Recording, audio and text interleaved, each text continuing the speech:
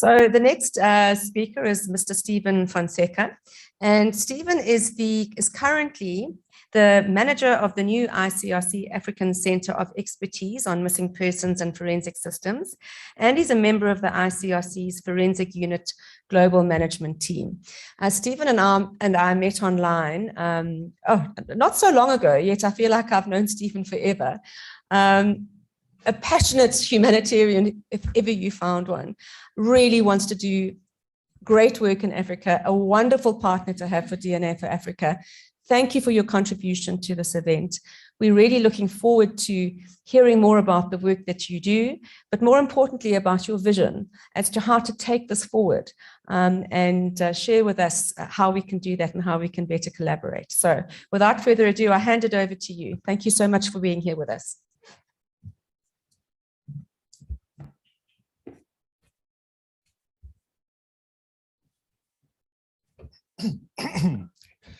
Good morning again. I'm not your MC, so don't worry. I come up once and I leave for the rest of the day. You're in good hands. Yeah, Steve Fonseca, the manager of this new and exciting unit with the ICRC. My job has defined my life ever since I became a coroner in Canada and then investigated families, lost loved ones. My life changed forever. It became an absolute obsession because there's nothing more difficult than a family hoping that you're going to find their loved one, even if they're dead, and you spend years and years looking and you just can't do it. So it becomes a true obsession. And hopefully I can explain and describe what this feeling is like and why it propels us to do so much more every day for families. As an investigator, not as a scientist, because I'm not a scientist. I'm a glorified death investigator from Canada, a coroner, right? And I know that you have a coroner's bill here in Kenya, and I hope that that bill will give you the same opportunities that I had in Canada to resolve so many cases in Canada. I'm very proud of the team that I worked with. Is it this one? Oh, there we go. So very quickly, most people look at forensic science and think crime. I'm here to talk about humanitarian forensic science, humanitarian forensic action. People don't really appreciate how much forensic science is used every single day across the world to do more than just fight crime. There are so many people around the world that require fingerprints to be taken, their DNA to be taken, X-rays, all sorts of ways of identifying them. And it's particularly relevant, incredibly important in humanitarian forensic action, where we're dealing with cases, excuse me, when we're dealing with cases that are large in scope, disasters, when we're dealing with conflicts, where people are not necessarily identified for sometimes decades.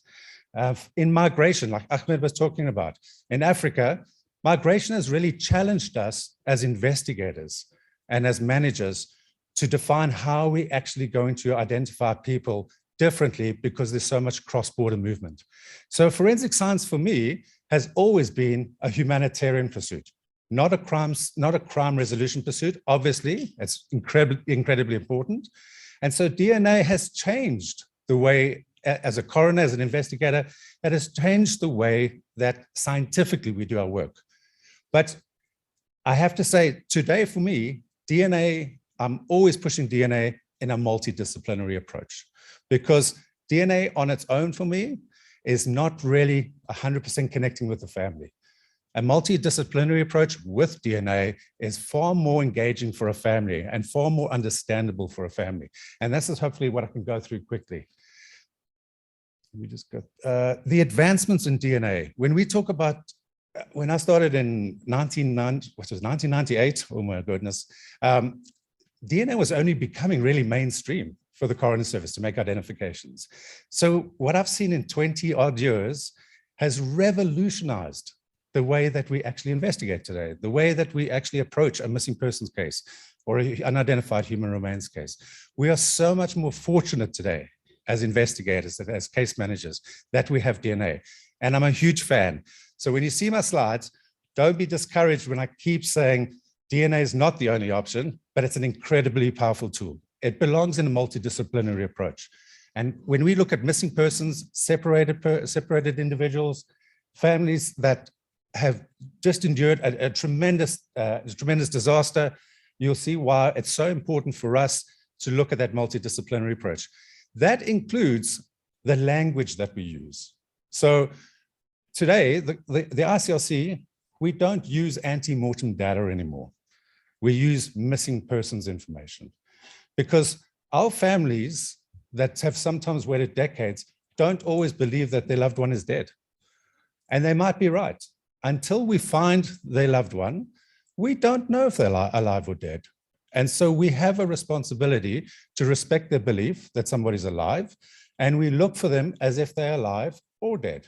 They're a human being. We need to confirm one way or another, and the state authorities, that is, that what the ultimate status is of that individual. Oh, sorry. So for me, finally, 20-something years later, as an investigator, I've realized that the science is 20% of the case for me. 80% of the success that I've had is because I had a good connection with the family. I didn't resolve every case that I was given, but the family understood through this process of what we actually tried to do, how much effort we put into it, what kind of technology we used. The family was the core of the investigation. And so we have to keep thinking that the science and the DNA, it's incredible. It has revolutionized how we investigate. It has brought tremendous success for us. But if you don't have a connection with the family, and in a lot of places in Africa, DNA, if I come to the family and say, we match somebody by DNA, so what? I want to see that body for myself. I want to know that you've addressed all the other issues that I can relate to, where I'm absolutely confident that this loved one that you say is my brother, my sister, my mother, father, is that person. DNA needs to be brought in with all the other work that you've done as an investigator to connect with the family and to help that family work through some of these cases. When we deal with missing persons cases, they can sometimes be protracted. They can take years. So we get in, as investigators, we're dealing with missing persons cases every day, and often we can resolve them overnight with fingerprints, very quick successes. But when you're dealing with missing persons cases in migration, in conflict, in disasters, and then those cold cases, you now have to try and help a family understand that you might not be able to resolve that case immediately. You may not resolve the case at all. And so for you to just throw the DNA, all the other forensic terms we give to them, you almost set an expectation because they've misunderstood it through public, through media, etc. When you just talk about technology, they assume you're going to make the identification. They assume that you're actually going to resolve the case. But you have to explain to a family, these are tools that you use. You're still the investigator. You're still a case manager. You're still their confidant. You have to have all of this other stuff that is combined with the DNA to make a case, to resolve a case. And when I say resolve a case, and a lot of families have taught me this, sometimes it's not, obviously every family, like Ahmed said, every family wants their loved one home. But sometimes just participating in the process and being involved is part of the resolution for them. There was an 82-year-old gentleman in Zimbabwe. Where's my Zimbabwean? There you go. There's an 82-year-old man in a very rural community. Ahmed, I'm going to have some of your water, sorry, but that COVID, cheers. And we were, I was training a team, and they went, and we do a 3-hour, sometimes a 3-hour interview with the family. We go through so much detail. I want to know who your loved one is. I want to understand what they're about. I want to know that they fell off a bicycle when they were 11 years old.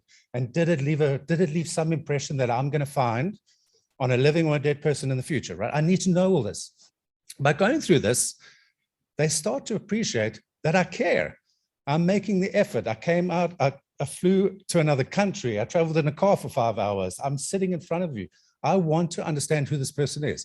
And hopefully, with your help, I can use your information that you're sharing with me to find him. And I hope we do find him alive. But he might be deceased. And if he is, hopefully I can bring him home with the state authorities, as always. I have two hats, my old job and my new one. But he said to me, I said, listen, we're going to look for him in South Africa with the state authorities, etc. But just appreciate, like, set the expectation. This is a really difficult initiative. I'll do my best. I'll use all the avenues. I'll share the information. I'll do whatever I can to present this case to as many people, to the diaspora, to try and find that connection for you. And you kind of almost want to say to him, don't raise your hopes. But he actually came straight back at me and said, listen, I know that the chances of you finding, it was his nephew, the chances of you finding him are so slight. But the fact that I actually got to contribute today, I can die now. I've done my part. I'm actually now happy. So, it would be lovely to get him back, but I understand how difficult it is. He's teaching us, we can't go there and patronize people because we're investigators, we understand the science, etc. It's their case, it's their information. We almost borrow it as investigators. And that's what this whole humanitarian forensic action is about. It's using the family to solve the case for you. And through this venture, you actually apply these different scientific methods. Again, you want to collect as much information, and it starts with the family. Yeah, you can run information on the fingerprint database, and you might get a hit. National fingerprint databases are incredibly important. The same with DNA databases, really important. But there's a ton of other information that families have, and you need to get that. And you need to get as much as possible, and you need to collect it so that you're always comparing in perpetuity, because a case is never solved until that person goes back home, as Ahmed said, or at least the family knows the fate and whereabouts of that individual, their gravesite, where they can go visit that individual, or whether they want to exhume and take them home. Remember that there's three kinds of identification. One is the scientific identification, and that's where DNA becomes so powerful, and we use it so, DNA is just, it's every day for us. We're lucky as investigators today. Didn't have that in the 80s or the 70s. Then there's a scientific identification. So somebody like Prof. Badal comes to me and as a case manager, coroner, and investigator, and says, listen, I think this DNA supports your theory of these two people being one and the same. That, combined with a whole bunch of other information that I'm looking for, gives me the legal identification. I'm going to sign a death certificate now. I'm going to confirm this death. But the next identification is actually the family. Do they accept the identification, and do they acknowledge it? Now, legally, you might still go ahead with the identification. They might not agree with you. But if they don't agree with you, start asking yourself the question, why not? And it's often because you don't actually have the relationship with the family. You haven't developed that bond. They didn't build the confidence that they needed when you finally are going to give them a result. And many people don't want to believe that their loved one is dead. For you to come and knock on their door 10 years later and say suddenly that you do have an identification, you better have a very, very good relationship with the family, because that, first of all, they're going to be in denial, and they may never agree. And the whole purpose of why we investigate, and I look at my police officers and my death investigators, why do you investigate? Just dumb it down. Why do we do this? It's not because we have a mandate. It's not because the law tells us. It's not an administrative process.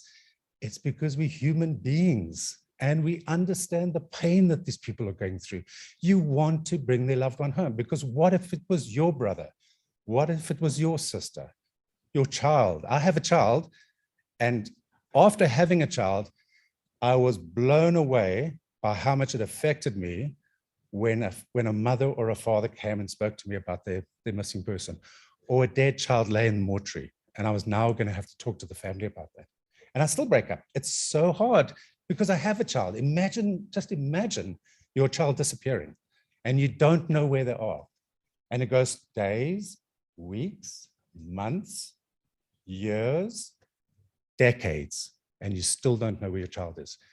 That's why, as investigators, we do what we do, It's for them. It's not about the law. It's not about all the administrative process. So always remember that you're representing this family and you're doing everything you can for them. I talk at the bottom there, zero misidentifications.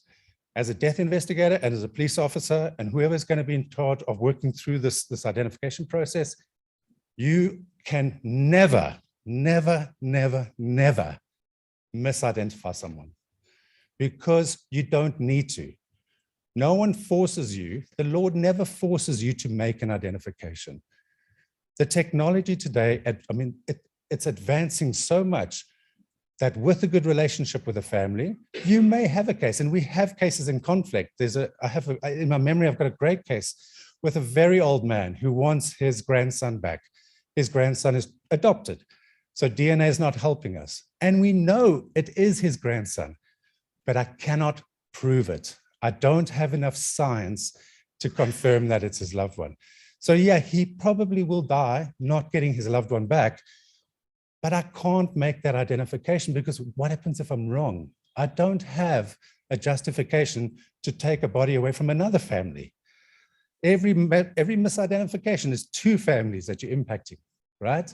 So you can't do that. And so it's so important for us to appreciate that part of this humanitarian initiative is you can make a mistake, but you can't misidentify someone. Make your mistakes in the investigative process, but then look at a multidisciplinary approach that ensures you catch your mistake.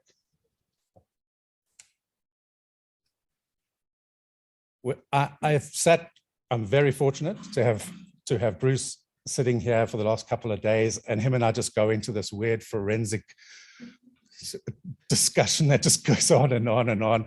I mean, what a privilege to have a man who's really pioneered DNA for us. We should be saying thank you to him for all the cases and all the glory and all the, identifying and resolving a case for family. It's a terrible way of describing it, but for me, it's like a cocaine rush. Not that I've ever done cocaine, but it's such a rush, right? It's such a high. It's because people like Bruce made that possible for us. Eh? So it's so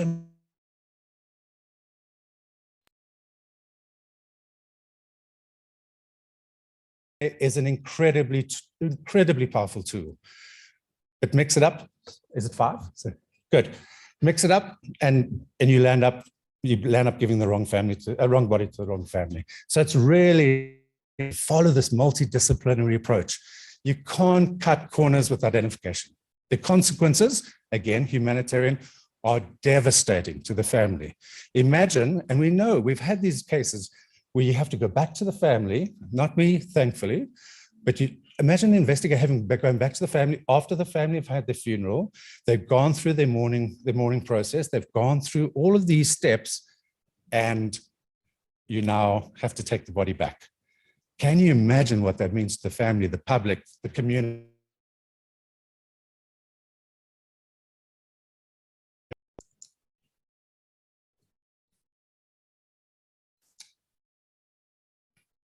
Oh, sorry. Yeah, it's just. I just put there while we catch up very quickly. You, as investigators, don't look for all the stuff that matches. I learned from a great forensic scientist, look for the stuff that doesn't match. That's where you put the detail. That's where you look for details. Unexplainable discrepancies, we can talk about it at tea break. Challenge yourself and your case. Every single identification, look for the stuff that doesn't match. Is there something you cannot explain in the case? Then you can't identify. You must go and find the explanation as to why there's a discrepancy. You must be able to explain it. Very quickly, again, I'm not going to go through all of this, but it's really important. As Ahmed said, we have to change the way we investigate today because a lot of it is cross-border. People move. So now you have to start thinking of data protection. You've got to start thinking of relationships that you build with other police departments, other medical legal institutions. So we have to really understand that investigations also have to evolve, just like the sciences. You've got to catch up. As an investigator, you've got tons of tools. Some of them are sometimes too expensive at that time, but they get cheaper. They become more mainstream. So there's a lot of things that you're doing constantly to upgrade that case. DNA, the same unidentified body for over the last 20 years, we probably have redone DNA about 3 or 4 times. As the loci keep increasing, you become more, the cases become more discriminating. So it's really, really important to be systematic, to be standardized, and to be reviewing all your cases. Another technology that one day will help. And that's the same whether you're dealing with a routine case or whether you're doing a disaster. The technology, the science is the same. The search and recovery might be different, but the science is the same. You have to make an identification backing it up with science and investigation. So always look at your cases as if you're going to have to build up a database. You're going to be dealing with large-scale disasters because one day you will have a plane crash. You will have an incident where this experience that you learned with the multidisciplinary approach will come into play, and you will have to now deal with a large surge capacity. I'm nearly finished. Oh, can you change it again? Thank you. Thanks very much. Very quickly, I'm going to do some promos. 1 minute.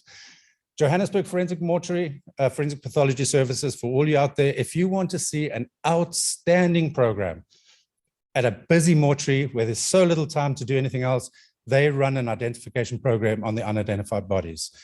It's an amazing program that has led to direct results. We'll chat at tea time, but please look at their program because that's what we'd love to see across Africa. Thank you. Last one.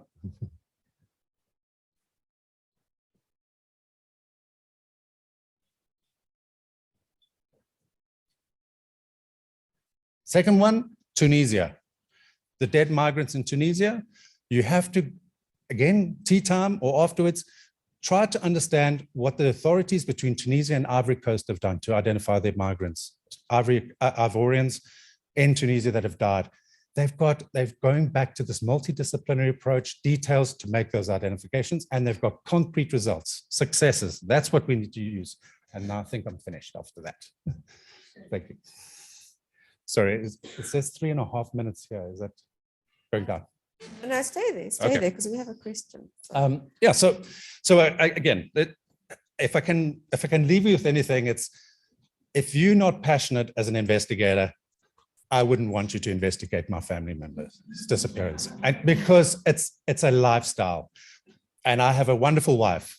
I have a very caring family, and my wife is my anchor because I live this day and night. The middle of the night, I get up, and when I was a coroner, and I'll be scribbling down things. You have to be passionate because it's a hard job. It's details all the time. You cannot make an error. You've got such responsibility. So for my investigators out there, really, you've got to be passionate because families see through it. Like, do the right thing and do it for families. Humanitarian first. Thank you very much.